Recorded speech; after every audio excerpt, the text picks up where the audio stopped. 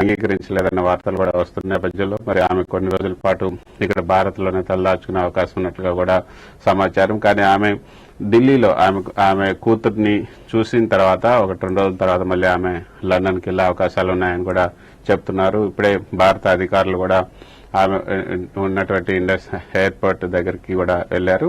మరోపక్క నిన్న ఈ బంగ్లాదేశ్ పరిణామాలపైన భద్రతా వ్యవహారాల కమిటీ కేబినెట్ కమిటీ సమావేశం జరిగింది. ఆ భద్రతా వ్యవహారాల కేబినెట్ కమిటీ సమావేశంలో బంగ్లాదేశ్ అల్లర్లపైన, బంగ్లాదేశ్ లో జరుగుతున్న రాజకీయ పరిణామాలపైన సుదీర్ఘంగా చర్చించారు. ఎటువంటి నిర్ణయాలు తీసుకోవాలి, పకడ్బందీగా ఎటువంటి అంశాలపైన భారత్ తమ అభిప్రాయాలను వెల్లడించాలన్న దానిపైన కూడా నిర్ణయం తీసుకోవడం జరిగింది. సో ప్రస్తుతానికైతే భారత్ మాత్రం కూడా ఆందోళన చెందటం లేదు. బంగ్లాదేశ్ భారత్ పైన అన్ని విధాలుగా ఆధారపడింది కాబట్టి మనం అక్కడ బంగ్లాదేశ్ పరిస్థితులపైన ఎప్పటికప్పుడు గమనిస్తూ ఉండి దానికి తదనుగుణంగా నిర్ణయాలు తీసుకుంటే సరిపోతుందన్నది నిన్న భద్రతా కమిటీ వ్యవహారాల కేబినెట్ కమిటీ తీసుకున్నటువంటి నిర్ణయం.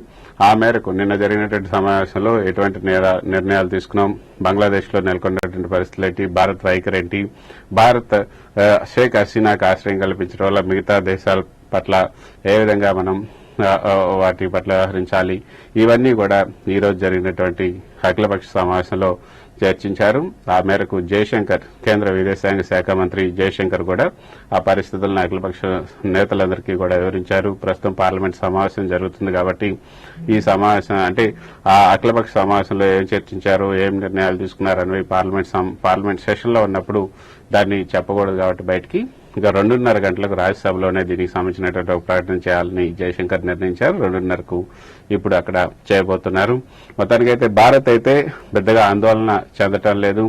భారత్ బంగ్లా సరిహద్దుల మధ్య మాత్రం మొత్తంగా బోర్డర్ సీల్ చేశారు. సుమారు 4,500 కిలోమీటర్ల మేరకు భారత్ సరిహద్దును బంగ్లాదేశ్ పంచుకుంటున్న నేపథ్యంలో ఆ మొత్తంగా కూడా సీల్ చేశారు.